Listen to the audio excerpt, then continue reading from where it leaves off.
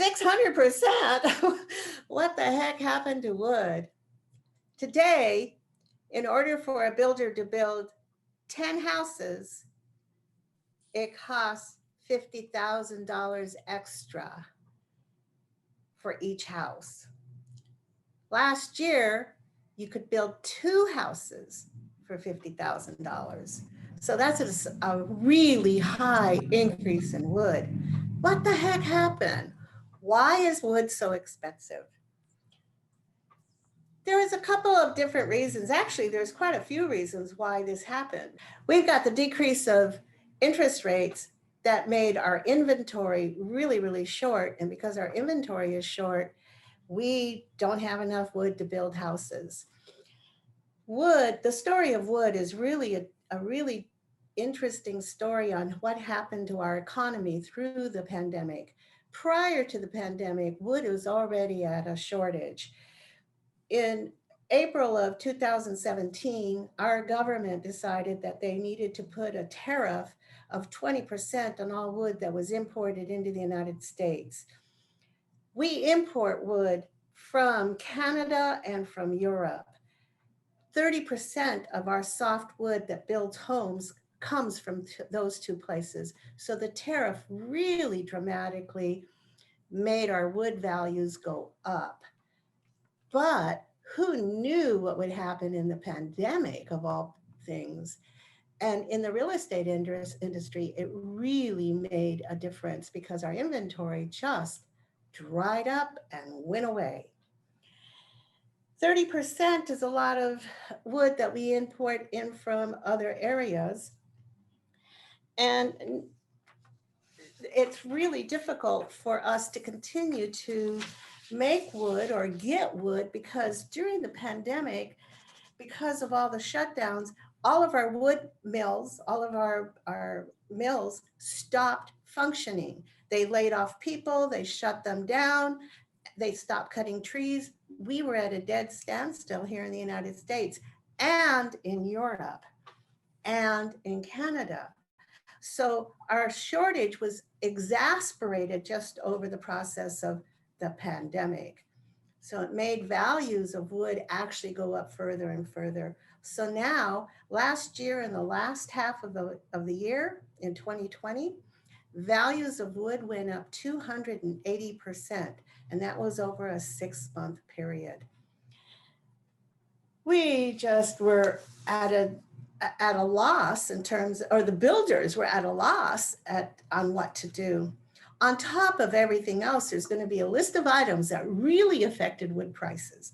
One was the euro and the dollar. The dollar actually lost value against the euro. So just because of that, values went up on wood, anything that was imported in from Europe, actually. We have a truck driver shortage. Who would have known? Truck drivers are like everybody else. They were laid off because of the pandemic. And so we ended up with a shortage of drivers, and we couldn't get drivers to pull wood in from or lumber in order for it to be sold to the builders. Fuel went up. Fuel costs are really expensive, and that eventually made its way down to the cost of wood. We have a couple of other items that we have no control over. And one is the mountain pine beetle. Oh my gosh, beetles of all things. The mountain pine beetle actually has destroyed about 15 years worth of wood production just because they like to eat wood. The other thing that really affected prices was fire. The Pacific Northwest was devastated by fires last year and the past couple of years, actually. And it's actually done away with a lot of our wood here in the United States. Not all of it, but we're talking about softwood to build houses. So here we are. No wonder fire, pandemic, truck driver shortage, fuel, beetles, cost between dollars and euros. What would the builders do other than add price to wood and making it really, really difficult for the builders to build.